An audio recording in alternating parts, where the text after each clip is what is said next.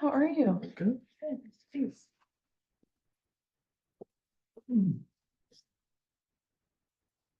How are you, Todd? Hey, Donna.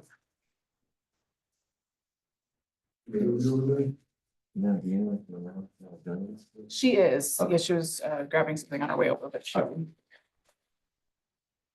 I know she's on the agenda. Very well. If I can recall from what I read it over. Yeah. Slow. Slow. Oh, yeah, that sounds Yeah, good. this one's a lot thicker. January's starting off a little better, but not much.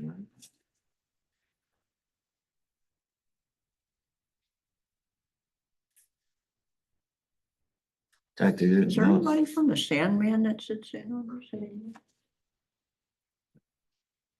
I saw the one guy one time at the Visit Santa Rosa quarterly, whatever meeting, The new the guy, marketing one. the one that left and then came back or I something? think he was from Florida.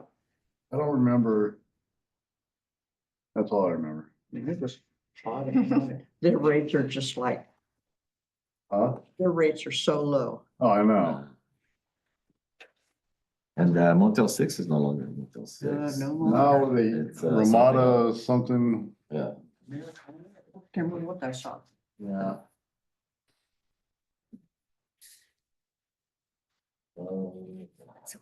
You know, Tony Pace. I don't, yeah, I'm not sure if he'll be joining us. Is in process. Yes. Scott? Seems to be where it is. No, Tony Pace. Oh, Scott, yeah, Scott's at a conference. All right, well, given that it's already 11:01, we're gonna go ahead and get started. All right, so I'd like to call this meeting to order. Thank you all for being here today. The recording secretary will now take roll. All righty, board member Sweet, present. board member Anderson, Chair Rivero, Present. and board member Renteria. Present. Let the record reflect that all board members are present. Thank you, sir. Item 2, remote participation under AB 2449. Is that needed today? Not needed today. Item 3, modifications to the agenda. Are there any changes to the agenda today? None. All right, moving on to item number 4, public comments. So this is the opportunity when any person may address matters not listed on this agenda, but which are within the subject matter of the jurisdiction. The public may comment on agenda items when the item is called. Each speaker is allowed 3 minutes. Do any members of the public wish to make comments on items not listed on the agenda?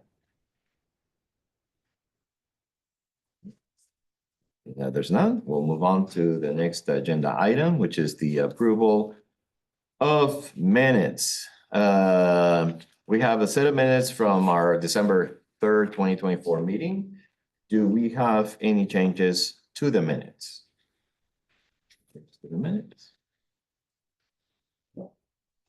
All right, if none, the minutes are the minutes for the meeting held on December 3rd, 2024 are approved as submitted. Moving fairly quickly here. All right, so we now move on to item number 6, partner reports. And under item 6.1, we have Rose E Pilot Project Report. Presenting, we have the Executive Director of the Downtown Action Organization, Cadence Allenson, providing an overview and recap of the Rose E Trolley Pilot Project. Welcome, Cadence. Thank you, Raphael. As Raphael said, I'm Cadence Hinkle-Allenson. I don't think I've met either of you before, Todd or Donna, but nice to be here today. I work for the Downtown Action Organization out of the chamber office with both Ananda and Janelle.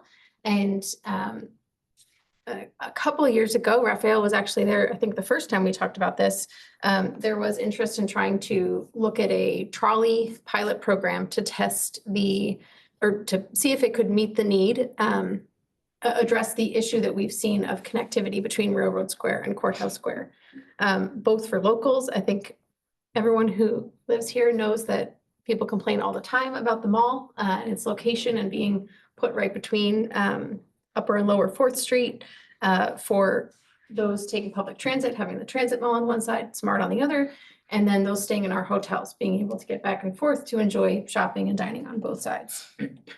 So it's a topic that has come up a lot. And as we were looking at concepts, we wanted to find a small vehicle and something that was electric. And we identified Bruin's Trolley Company as a company that could provide a small electric trolley for us to use for the duration of kind of the summer season. So mid-May through end of September. The trolley ran Wednesday through Sunday.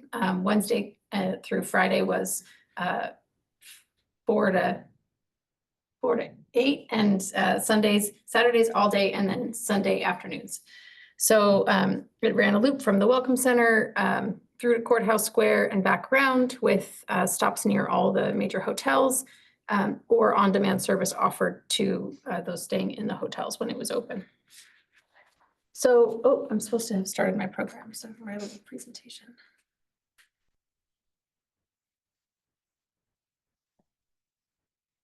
Is it? Okay. Yep, okay, cool. I'm gonna skip ahead a little bit.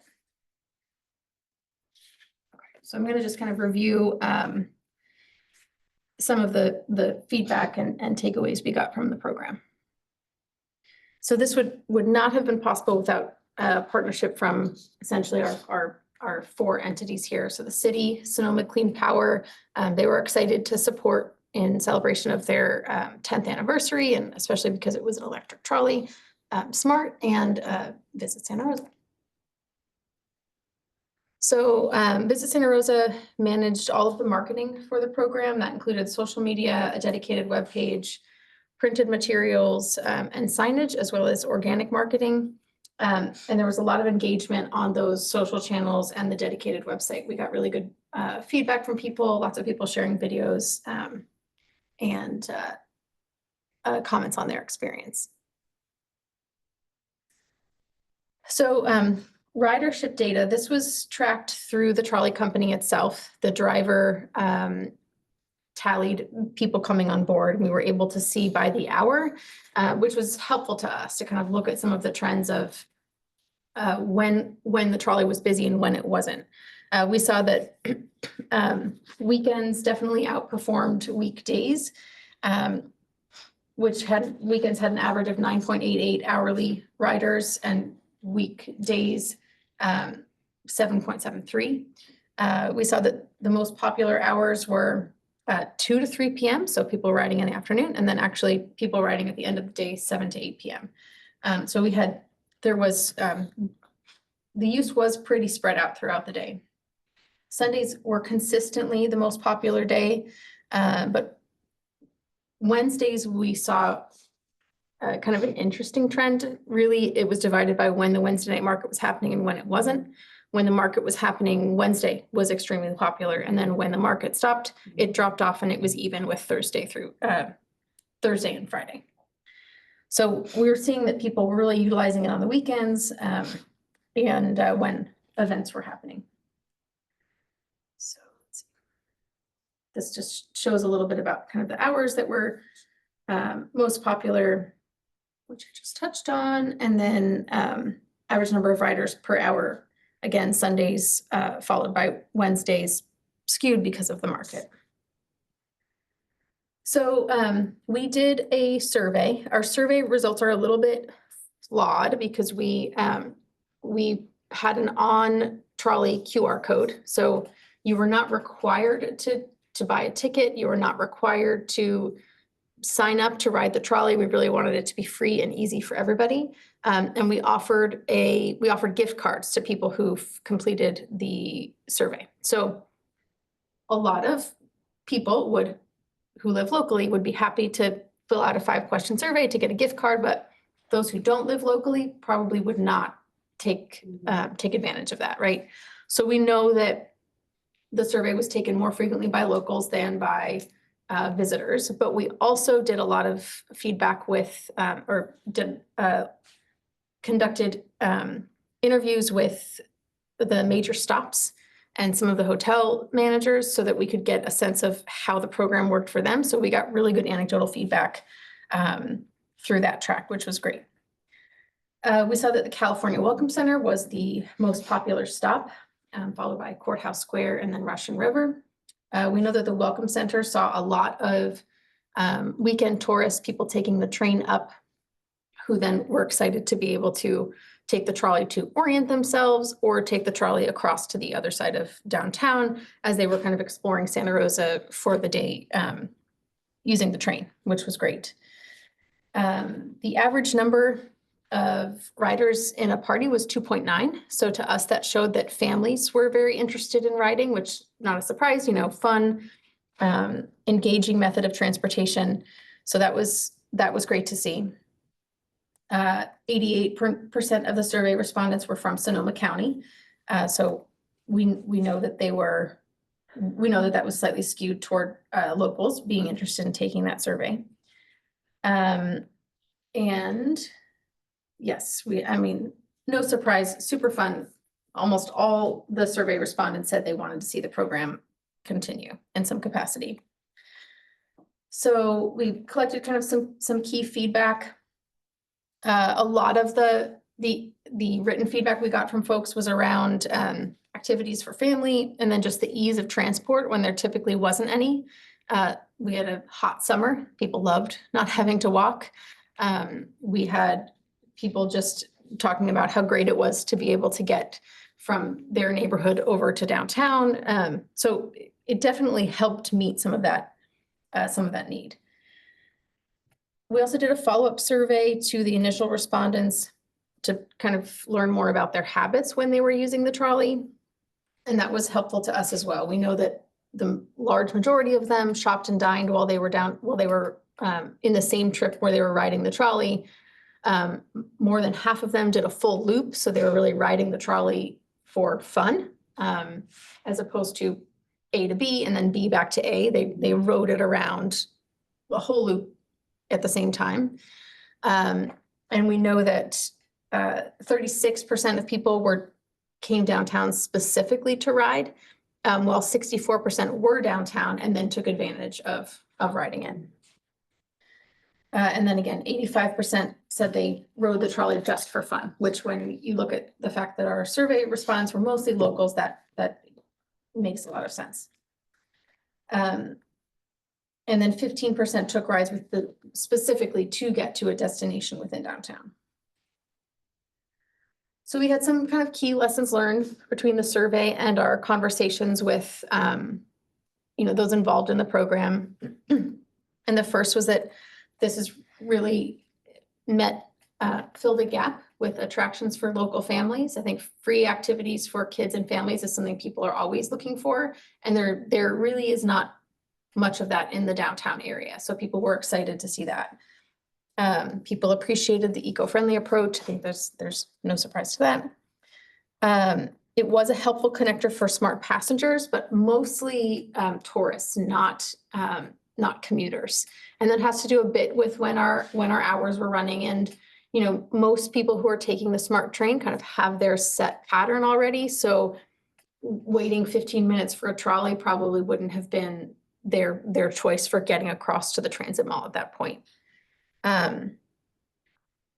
One kind of consistent that came up in our post program conversations was the need for activities for tourists in the downtown. So we heard from our hoteliers and from the Welcome Center that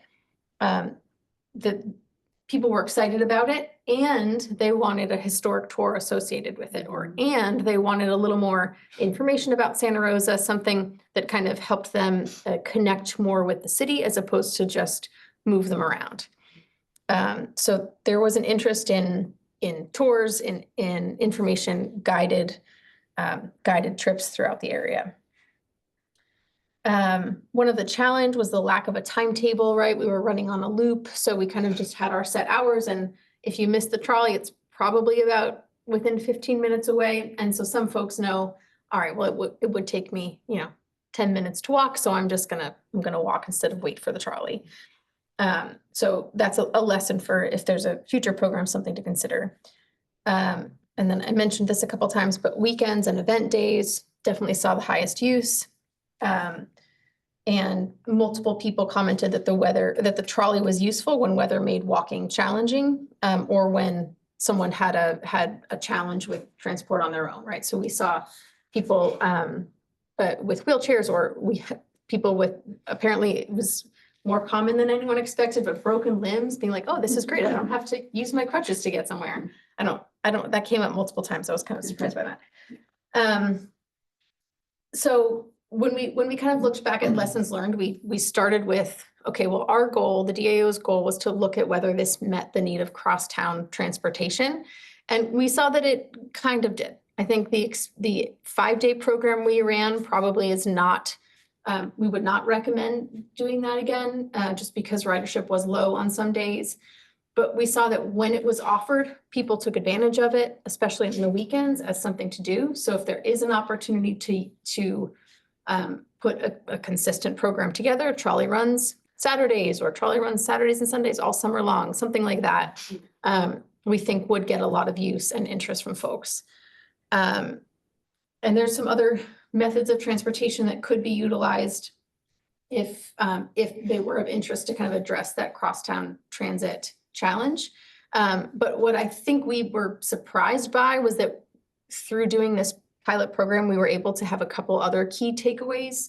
And that was that we need more family activations in the downtown. We need things for families to do, things to draw families down here, because they will come when there is something for them. And then we also saw that we have a lack of opportunities for tourists to kind of explore our downtown. We know we've got some really great gems, stories, points of interest, artwork. We've got lots of different stops that could kind of meet the need for a like morning tourist trolley. So I think between those 3 findings, there's definitely an opportunity to look at another type of program moving forward. And so we'd be eager to partner with anyone who's interested in taking that on. Great. Thank you for the presentations, Cadence. I'd like to open up the item for any discussion, any questions?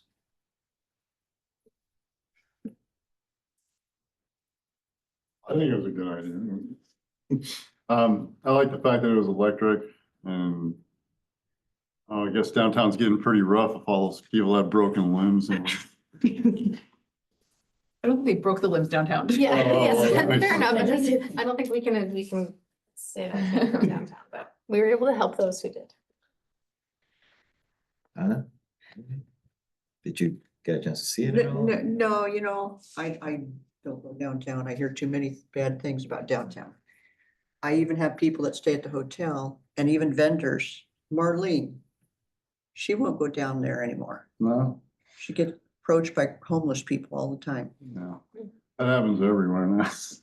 But I know- have seen it over at, across from the Finley Center parked over there, so. Oh, I have think not that- taken it myself. Yeah, that's It the, sounds like a real great Rosie. idea. I thought I saw it over by the Welcome Center one night when I was down there. yeah. So we had, so it was a little tricky because Rosie the trolley is the city's historic trolley that they use for tours. And then this one was Rose E, a smaller electric trolley that just did the downtown. Oh, it's not the same. Right. Not the same. Oh, okay, okay. Yes, the names were a little tricky, but yeah, so it They look was, very similar. they're It was both like a kind of- mini Yeah. Rosie. Yeah. So Rose E was a mini. Rosie. Rosie. Yeah. Right, because I was thinking, well, which one did I see? Right? I don't- If you saw it downtown, it would have been Yeah. this one. Yeah, that was by the Yeah. Welcome Yeah, and I think it had And the one at the capacity Finley for. Center? That's the city's, the trolley that's owned by the city. That's Rosie, Yeah. not Rosie. And that one has capacity for up to 33 people, I think. Yeah, and it's twice as Rose big. E had capacity for 13, 12. Yeah. Okay, okay. Well, great. I mean, I thought it was a very outside the box kind of project. I thought it was very creative. I know that in the end, there were some challenges with funding a little bit. But my question is, will you consider hiring the same company? Since it was kind of a popular model and the fact that it was electric, Yeah, I thought it was, a lot of people gravitated towards taking the opportunity to we had, ride it. we had some challenges with the company itself. I would not recommend working with them again. But there are other companies out there that do a similar program, right? They hire drivers, they lease trolleys. There's kind of and we learned this as we were exploring the different avenues. You know, we even have local companies that operate shuttles for places like Russian River or Smart up at the airport. So there are companies that can kind of take on the driving component, and there are companies you can lease from. So there's a lot of ways to make something like that happen. But I don't think yet we have the need for that 5-day program.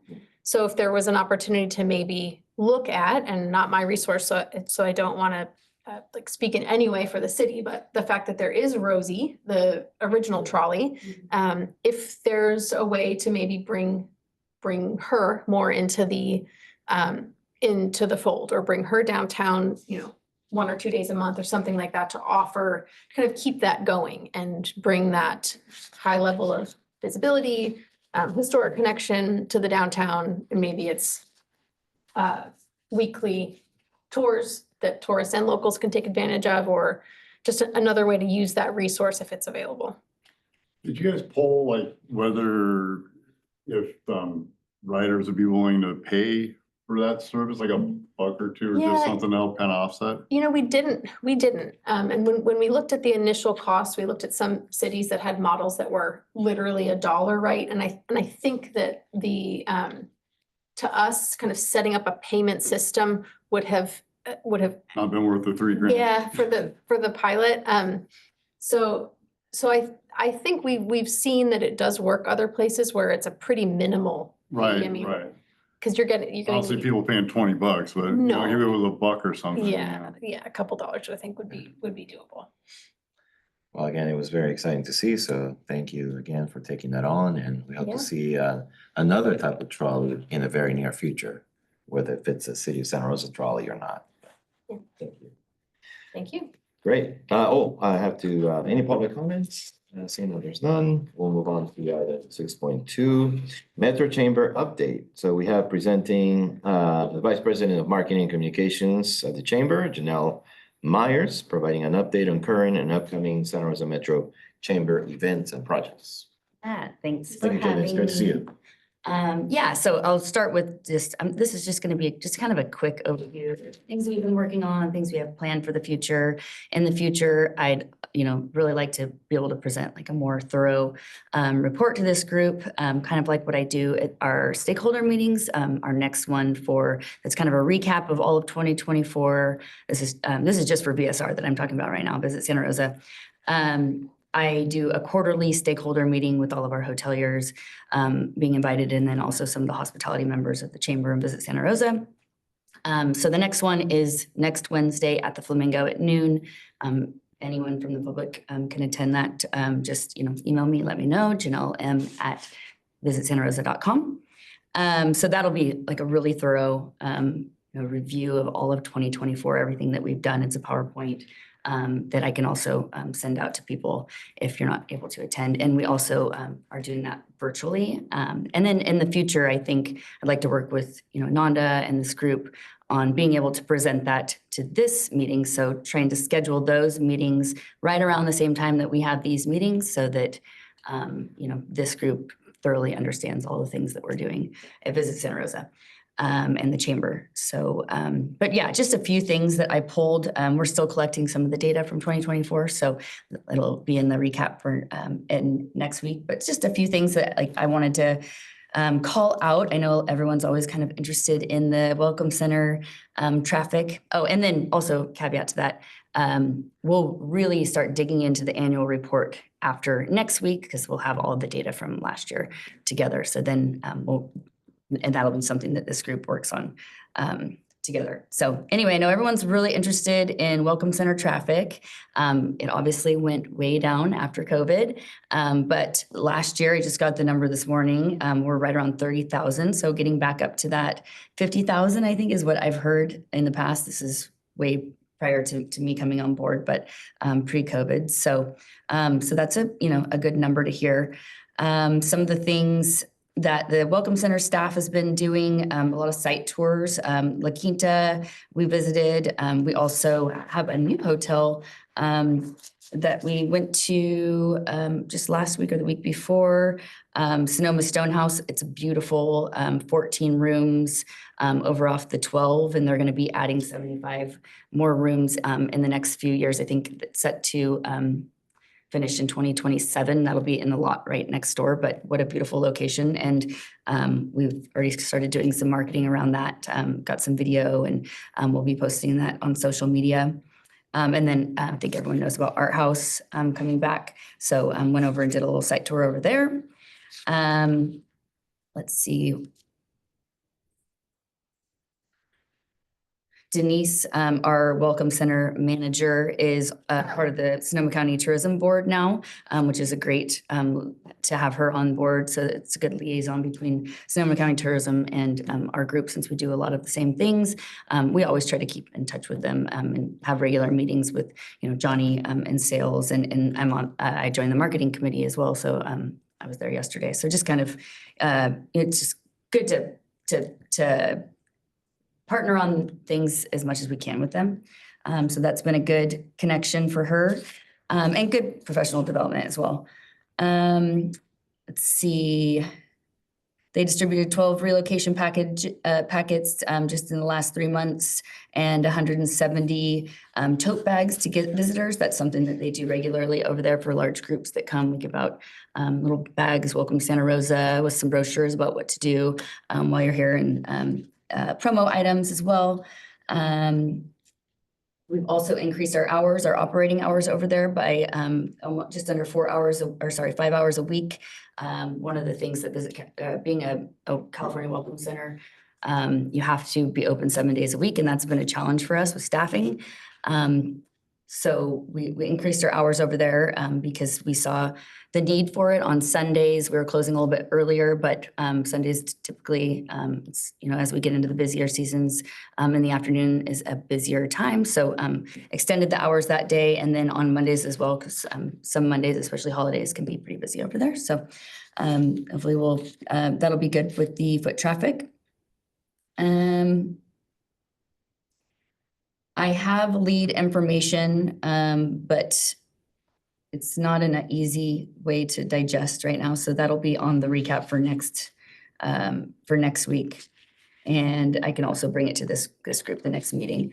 And then just a few more updates. Oh, social media wise, our Instagram was hacked last month, and I don't know if anyone has dealt with this in the past, but it is an absolutely horrific situation to be in, because Meta is so hard to get in touch with. So poor Chelsea, our social media coordinator, has literally been in contact with them on every single day on the phone, trying to get through to them and opening up tickets. We've made a little progress in the last week. They sent us a expired link to reset our password, and then she was on the phone with someone earlier, so we're really hoping that we can get it back in the next couple of days. But if not, we might have to start over, but we still have all that content. And then we're also working with our digital marketing agency to look at ways that we can increase our engagement and our followers on social media. But a lot of it is really, it's organic. And so one of the big pushes for this year is working more with influencers. That's really the way to get more engagement, more followers. So and that'll be on in the meeting, in the slides for next week, just on some of the new things that we're going to be working on this year, like more of a budget that we'd like to do, at least put a budget towards influencers, because we see that people want to see more. Less ads and more, real people. So, so excited about that. I talked about the new hotels. We're kicking off our beer passport campaign for February 1st, next week. So that's exciting. I think we've got 12 breweries and a couple other restaurants / bars. We've got the Downtown Barbecue also adding on to that, and a few others. I can't remember them right off the top of my head, but still we're adding more than just, the brewery. So, and then we'll have a shuttle as well that we're working with Moonlight Brewery on.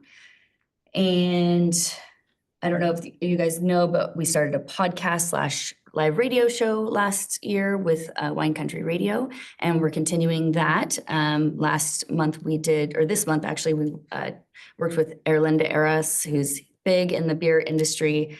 So she was on with us to kind of kick off February, and that was a fun one. And then prior to that, we had the Danielle from the Plaza to talk about the new exciting things that are happening over there this year. I think our post about PF Chang's was probably one of the highest viewed reels that maybe we've ever had, except for maybe one of our beer passport videos. So that was cool.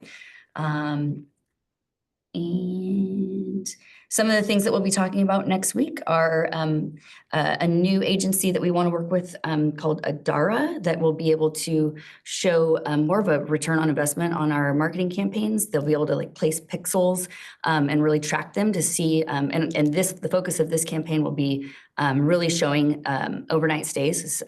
We know that's obviously something that our hoteliers want. So being able to track to see that those people are actually following that campaign and booking a hotel room. So really excited about that. So Charlie, who is our rep at Adara, is going to be doing a little overview on that. He did the last one too, but he's going to dig a little bit deeper and talk more about another project where we can also show expenditures at our breweries, restaurants, wineries, et cetera, not just the hotels. So show more of economic impact on through these marketing campaigns. So excited about that partnership. And I was at the Sonoma County Tourism Marketing Committee meeting yesterday, and they are working with them too, doing the same thing. So I was like, oh man, we're like, it's new for them as well. So, yeah, I think that's going to be exciting to show show how that goes after the next quarter. And also an event impact calculator is another thing that we want to bring on through Destinations International. It's a membership organization for destination marketing organizations like Visit Santa Rosa. And I'd really like to be able to use that through this committee, this board, the events that we sponsor so that we can show that they're actually, bringing economic impact, and it's an event we want to sponsor in the future.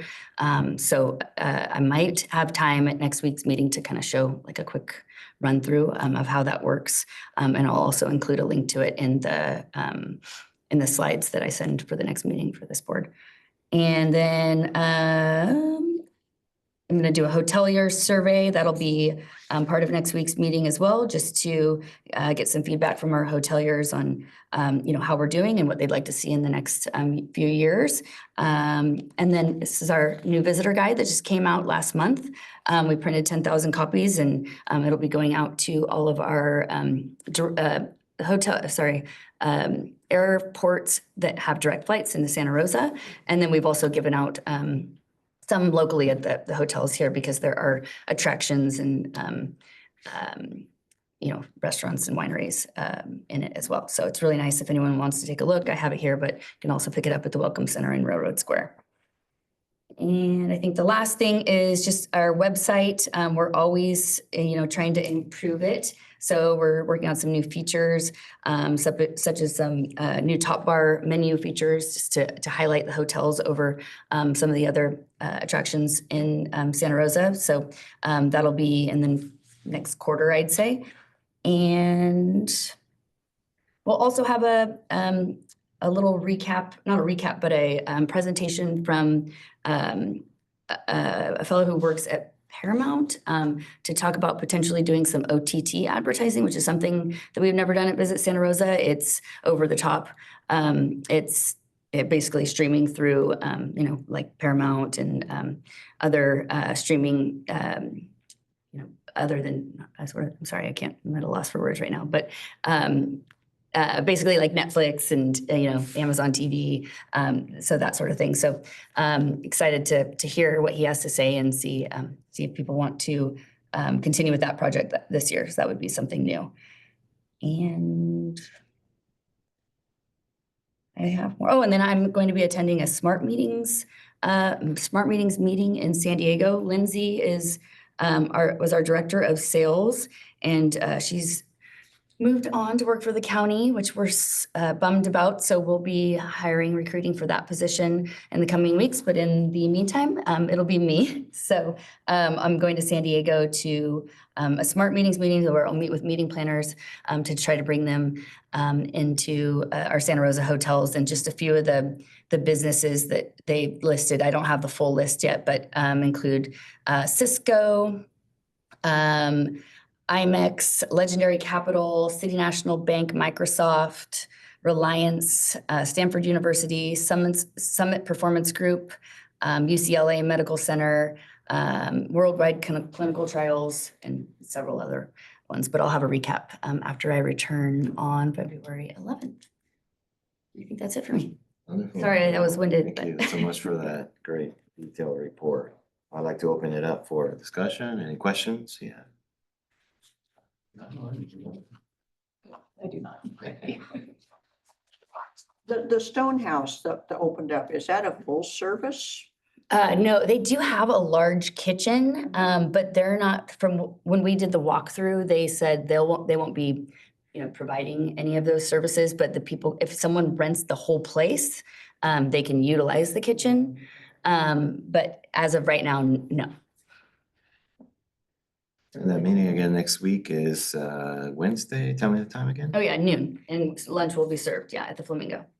I used to attend those, but I don't know if Scott. will Scott be- was there last time, I think. On our calendars. Yeah. We might let you back in. Yeah, we'll see. No, yeah, of course, you're welcome. And are I'll you- forward are you it to you. attending That? I'll be in Arizona actually, so I won't be able to make that. Right, we one. wanted to host it at your location, but Yeah, in Arizona. next one, next one you'll be absolutely, yeah. hosting. Cool. All right, thank you very much. Any public comments? Seeing that there's none, we'll just move on to the next item, which is item 7 on the agenda, new business, and under that we have 7.1 event support funding. So I will turn it over to the City of Santa Rosa staff for an update on the selection process for city-funded events. Thank you, Rafael. At our last meeting, we discussed the selection process for the event support funding. And we brought up the idea of the selection panel, which is followed by a lot of our other boards, including the APPC, where we'll have 2 members here serve on the selection panel. And we'd meet, it would be a non-public meeting. We do a first round of virtual scoring, similar to before. However, then we'd meet in person and really dive into the applications together to have more of a discussion around the applications and then bring forth that panel's recommendation here to the board meeting.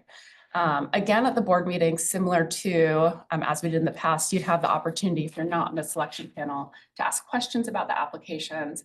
How did we come up with this recommendation? We'd have all the applications with us if you wanted to dive into those details.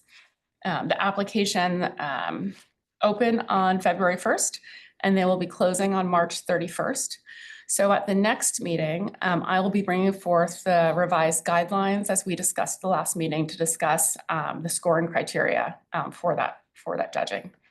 And these are for events from July 1st through end of the year. So today, I ask you to nominate 2 SRTBI members to serve on the selection panel for this next round of funding. All right, so any questions, discussion? Yeah. Maybe I misheard. So you said that it ends March 31st. And then that's for funding from until December 31st? Correct. So, What if there's an event in January or February or March? so this round right now, from when we scored end of last year, those applications are having events from January 1 to end of June. So those applications, those events are happening right now. And so now we're going to have our application period February through end of March for the events, the second half of the year. Then there'll be And then another it'll be the one same towards the thing. end. So it's split into twice a year. Got it. Yeah. It's all coming together now. Is the intention for the, I'm sorry, No, go ahead. the intention for the selection panel to serve for 1 year on that panel? So two runs of events, or is this a? We didn't discuss that. let's do the recommendation for this next selection panel, just for this next round. And then, so again, for clarification, this is different from community promotion. Oh, yes, correct. Thank you. So last year, and I think for the last couple of years, we've combined SRTBIA and community promotions into one application. And then as staff, we go through, and if we think it's best fit for both, we get scored on both, and some are just community promotions and some are just SRTBIA. But looking at it now, there are two different types of funding that really they're receiving. So this is just for SRTBIA, and our community promotions directly through the city will be doing that separately. That way, it's just a lot cleaner of an application for I think that's better. applicants and for us. All right, now I'd like to open it up for public comments. Seeing that there's none, we're gonna go ahead and make a motion to select two SRTBI members to serve on the selection panel for such purpose. And so selecting the members, just volunteer at this moment, or? Yeah, so you can have a discussion of who who would like to do it or whatever, and then we'll need a motion and a second nominating those two people, and then we'll have a vote, and then that will finalize who we select. By the way, we have a member missing. We have a new member coming, who has been interviewed and selected already. And given that Stephen Boswell announced his retirement from the Go, so he's no longer on the advisory board, but that means that currently we only have 4, so we just need 2 to serve on this election committee. So would you be interested in I'll throw participating? my hat in the ring if board sees me as. Donald, you wanna volunteer or something like that? I'm not sure what I'd be getting myself into. So the selection panel, the applications close March 31st. So I would imagine sometime in April, you would get a first round of virtual scoring. And then by end of April, we would want to decide on the events so we could notify them in May. So it'll be a virtual scoring and then an in-person meeting to discuss. And those usually last, I usually block 2 hours for those. Usually it's a 3 to 5. And those selected, will they be relying on Submittable for a tool to select do the criteria and No, such? so this or- will be different because we've moved away from Submittable, but you will still be receiving the applications in like a Dropbox link to open them up and review them all. So is the whole board gonna receive, or is the whole board gonna vote on them again still, or just the? people Just on the selection panel? panel. Got it. And then they'll bring it back to the board. That way we can meet in person. As a board, you can't meet without it being a public meeting to Right, review right, them all right. together, which is why we did it as a virtual first round of scoring. The process works well. We use it for APPC, and that's how they do all the jury selections, and we bring the artwork back to the commission to review. So, sorry, will the board receive a package with the meeting package that includes all of the applications and then the recommendation of the committee? Is that? Correct. Yep. So, I'll volunteer. yeah, All all right. yeah. So I'd like to make a motion to select Todd Anderson and Donna Renteria. Well, I didn't want to step on anyone's toes. This one. As members to serve on the selection panel for the SRTBI event funding. Someone want to second? Second. All right, so, and then Mhm. you do roll call or? Mhm. Yep, and then we'll have a vote here. So board member Sweet, Aye. board member Anderson, I vote for myself. Chair Rivera, Aye. and board member Renteria. Aye. All right, so all 4 are ayes, so the motion passes. Thank you Great, very thank you. much. All right, moving on to item number 8, department reports. Do we have any reports from the department? The only item that comes to mind is, again, in September, we talked about the annual report. The cool thing that we wanted to do this time around was to have the report, the annual report and work plan for SRTBIA available during the first quarter of the year, because that way we'll be able to have like fresh 2024 data on it. So I'll be working with Janelle to finalize what they need from us since Business Santa Rosa is taking the lead. And I will provide an update at the next meeting. Can I do a quick report? I just wanted to introduce Rachel Beer, Absolutely. our new Economic Development Program Analyst. She started about 3 weeks ago. Yeah, this is the fourth week. Yeah, so we're really excited to have her on our team. Do you want to introduce yourself a little bit? Sure, absolutely. Yeah, thank you, Meredith. So I'm really excited to be part of the team. I come from a Parks and Recreation background, so really new to economic development. I worked for the city of Santa Rosa actually back in 2017 through 2019 in Rec and Parks. And then I've most recently been with the city of Petaluma for the past 6 years. In Parks and Recreation, and so I'm really excited. I was a recreation supervisor, so I'm really excited now to kind of be jumping in to the world of economic development. And like Meredith said, this is my 4th week, and everyone's been really great and really excited about it. So thanks so much. Great, yeah, we're excited to have you. Thank you. Love data. All right. And it's also good to see you, Ananda. Good to see you, Janelle. Good to see you, Todd. Tanya. So we'll go ahead and move to item 9, which is to adjourn the meeting. Thank you all for coming. I say, We'll see you next. Great job. all right. All right.